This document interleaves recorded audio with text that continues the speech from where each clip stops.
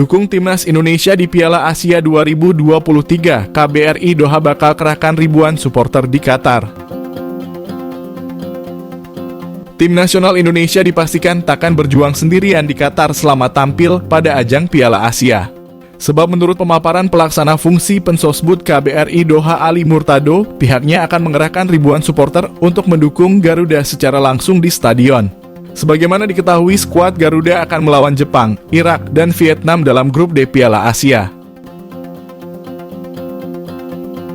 Jelang Piala Asia tersebut, Ali Murtado pun memastikan para warga negara Indonesia telah siap untuk mendukung Timnas Indonesia dalam ajang sepak bola terbesar di benua Asia itu. Jadi, Timnas Indonesia tidak akan berjuang sendirian. KBRI Doha mewadahi dan membina berbagai kelompok supporter.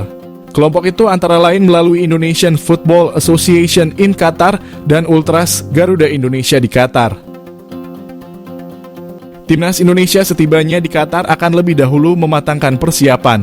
Sebab tim itu diagendakan akan melawan Iran dalam laga uji coba yang berlangsung pada 9 Januari. Segudang PR Timnas Indonesia untuk lawan Jepang hingga Irak di Piala Asia 2023, kurangi blunder, pertajam penyelesaian akhir.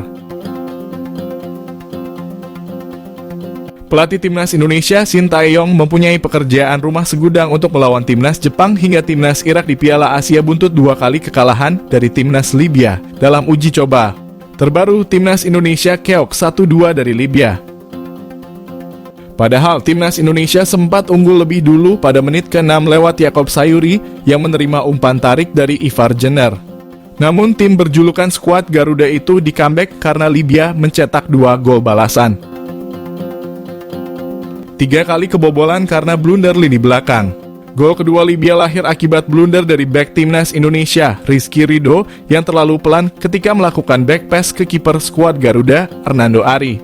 Sudah 3 kali lini belakang Timnas Indonesia melakukan kesalahan fatal yang berujung kebobolan.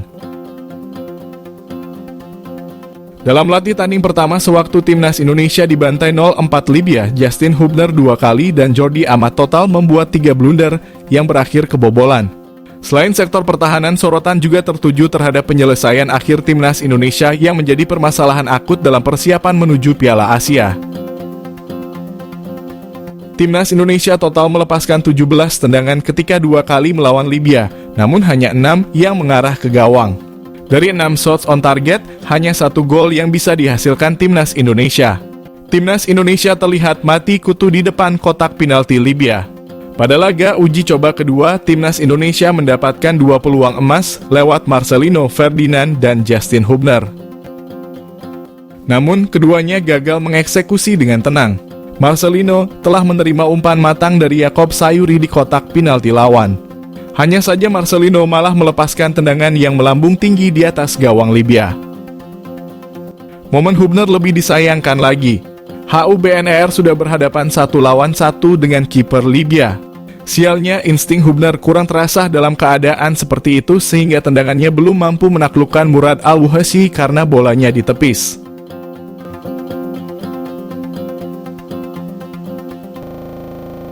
Pelatih Libya ajari Shin Tae-yong trik kemenangan, beberkan masalah Timnas Indonesia.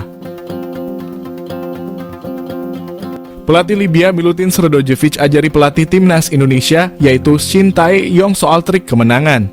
Hal itu imbas kekalahan Timnas Indonesia dalam laga uji coba jelang Piala Asia 2023. Dalam laga tersebut, Timnas Indonesia harus mengakui keunggulan Libya selama 2 kali. Pada laga pertama, Timnas Indonesia tumbang dengan skor 4 gol. Pada laga kedua, Timnas Indonesia kalah dengan skor 1-2. Setelah laga tersebut, Milutin Sredojevic memberikan komentar tentang taktik yang digunakan oleh Timnas Indonesia. Menurutnya, Timnas Indonesia yang memiliki pemain berkarir di Eropa dapat menjadi formula yang bagus bagi skuad Indonesia. Meskipun demikian, ia mengatakan adanya kekurangan yang harus diperbaiki oleh Timnas Indonesia.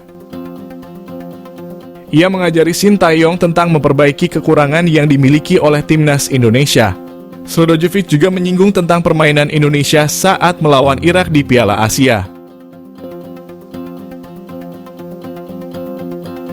Pelatih Libya syok meski menang lawan timnas Indonesia. Pasalnya pemain skuad Garuda ini bisa hancurkan taktik pressing melewati 4 pemain sekaligus. Setelah dikalahkan pada pertemuan pertama, timnas Indonesia kembali bertemu Libya dan Shin Tae-yong berjanji akan melakukan perlawanan. Bahkan pelatih asal Korea Selatan itu menargetkan kemenangan melawan wakil dari Afrika tersebut di laga uji coba Piala Asia. Perubahan besar-besaran dilakukan oleh Coach Shin saat pertemuan kedua yang langsung menurunkan Elkan Bagot dan Justin Hubner. Dengan harapan lini pertahanan skuad Garuda menjadi lebih baik, pemain timnas Indonesia berhasil hancurkan taktik Libya hingga bikin sang pelatih syok. Tak hanya itu, selain Rizky Ridho dan Jordi Amat yang juga diturunkan sebagai pemain bertahan, Shin Tae-yong juga memainkan back sayap yang diisi oleh Pratama Arhan dan Yakob Sayuri. Pada lini tengah, Coach STY menurunkan Marcelino Ferdinand dan Ivan Jenner sebagai mesin pertahanan timnas.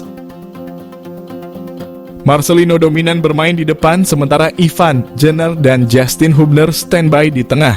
Situasi tersebut membuat Ivan Jenner lebih bebas dan leluasa mengatur tempo permainan, bahkan ini menjadi momen yang tak terlihat di pertemuan pertama.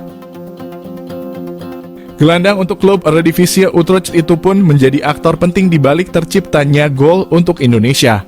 Meski timnas Indonesia kalah, namun aksi memukau diperlihatkan oleh Ivan Jenner dan performa timnas setidaknya lebih baik dari pertemuan pertama.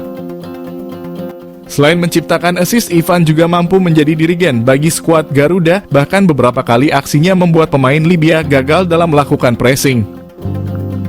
Pemain berdarah Indonesia Belanda itu juga menunjukkan kelasnya saat Indonesia mendapat tekanan.